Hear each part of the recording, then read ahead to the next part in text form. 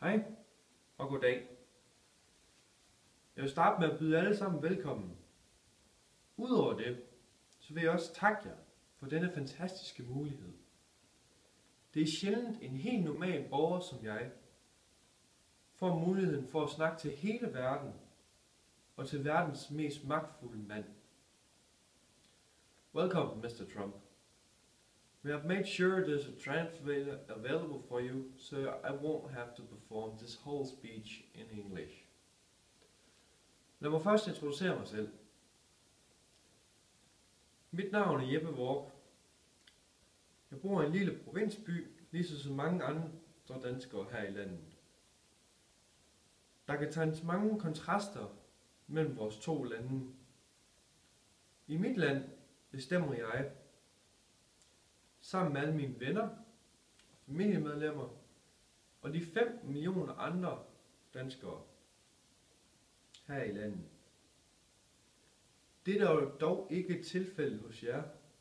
I er verdens mest magtfulde, velinformerede og intelligente land. Dog udnytter I dog ikke det.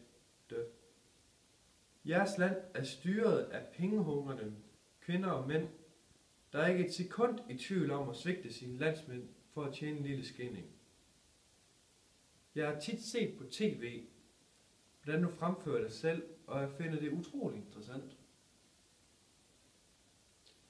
Du beskylder alle andre end dig selv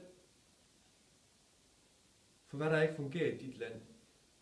Mexikanere, muslimer og især kvindelige modkonkurrenter til et præsidentvalg. Det er dog ikke et problem med dit land. Dit lands allerstørste problem er folk som dig. Du er født på et sølvfad. Du startede din karriere som businessman med et lille lån af din far på $1 million. Siden da har du snydt dit land for mange millioner kroner, snydt de uvidende, startede den ene virksomhed, erklærede den konkurs og høstede pengene for dem, som faktisk havde brug for dem. Du har bedraget dig hele vejen frem til de meget overraskende og korrupte og kontroversielle triumfs til præsidentvalget. Hele den proces har fået verden til at gå over. Der er masser af optøjer i dit eget land. Faktisk i hele verden. Alle lande med det mindste form for demokrati ryster på hovedet over dit land. Du har på få måneder skabt nok den mest kontroversielle begivenhed i nyere tid. Jeg vil sige noget nu, og jeg vil sige det til hele verden. Hvad sker der?